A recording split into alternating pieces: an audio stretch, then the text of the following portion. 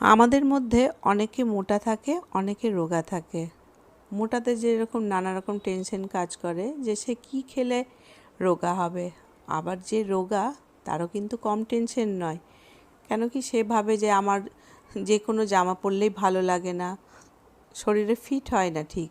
তো সমস্ত রকমের সমস্যার সমাধান কিন্তু এই খাবারের মধ্যেই আছে। আপনি যদি রোজ এই খাবারটি সেবন করতে পারেন তাহলে কিন্তু অনেক রকম সমস্যার সমাধান আপনি খুব তাড়াতাড়ি পাবেন।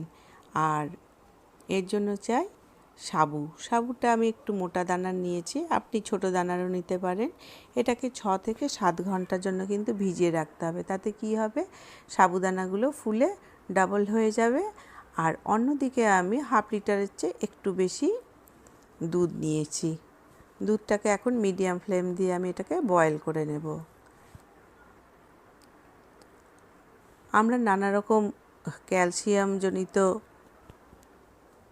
রোগে ভুগে থাকি, যার জন্য আমরা ডাক্তারের কাছে যাই, নানা রকম ওষুধ নিয়ে আসি ক্যালসিয়ামের, যে আমার শরীরে ক্যালসিয়াম কমে গেছে। বয়স্ক লোকেদের যাদের জয়েন্টস পেন হয়, হাড় মজবুত নেই, তাদের জন্য কিন্তু এই রেসিপিটি একদম পারফেক্ট। আর এর মধ্যে আমি একটু কেশরের ধাগা মিশিয়ে নিলাম। আর যদি শীতের সময় থাকে তাহলে কিন্তু একটু বেশি করেই দিতে পারেন, এতে কালার এবং ফ্লেভার কিন্তু খুব ভালো আসবে। এবং কেশরের কিন্তু একটা গুণ রয়েছে যেটা আমাদের শরীরের জন্য খুব ভালো। আর এই রেসিপিটা যদি আপনি রোজকার খাবারে রাখতে পারেন তাহলে কিন্তু নানা রকম সমস্যার সমাধান থেকে আপনি বেঁচে যাবেন। তো এর মধ্যে এখন আমি দিয়ে দিলাম সাবুদানাগুলো যে ভিজিয়ে রেখেছি সেইগুলোকে। এটা ভীষণ তাড়াতাড়ি কুক হয়ে যাবে এবং সাবুদানাগুলো দেখবেন ট্রান্সপারেন্ট হয়ে যায়। আর সাবুদানা যখনই আপনি দুধের মধ্যে এইভাবে বয়েল করবেন খুব তাড়াতাড়ি ঠিক হয়ে যায়। আর এটাকে কনস্ট্যান্ট কিন্তু নাড়াতে থাকবেন, পুরো কম আছে, জোর আছে কিন্তু দিলে চলবে না। এর মধ্যে এখন আমি দিয়ে দেব ড্রাই ফ্রুটস। যে কোনো ড্রাই ফ্রুটস আপনার ঘরে যা থাকবে সেটাই কিন্তু আপনি এটাতে ব্যবহার করতে পারেন। আমি এটাতে কাঠবাদাম, কাজু এবং পেস্তা দিয়েছি, দিয়ে এটাকে ভালো করে নাড়াচাড়া করে নেব। আর এটা কিন্তু কোনো কোনো সময় আপনি ডেজার্ট হিসাবেও ব্যবহার করতে পারেন। আর বাচ্চাদের তো খুবই পছন্দ হবেই হবে। আর এটা খাবারে আপনি রোজ ব্যবহার করতে পারেন আর খুব ভালো রেজাল্ট পাওয়া যায়।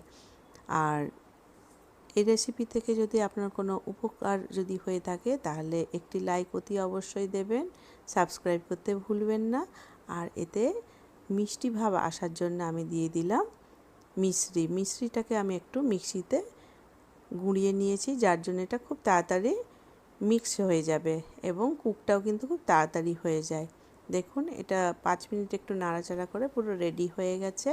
এটা কিন্তু আমার ঘরের বাচ্চা কিংবা বয়স্ক যারা আছে তাদেরকে কিন্তু আমি ডেলি দিয়ে থাকি। বড়রা থাকলে 1 কাপ করে খাবেন, ছোটরা থাকলে তাদেরকে হাফ কাপ করে অতি অবশ্যই দেবেন।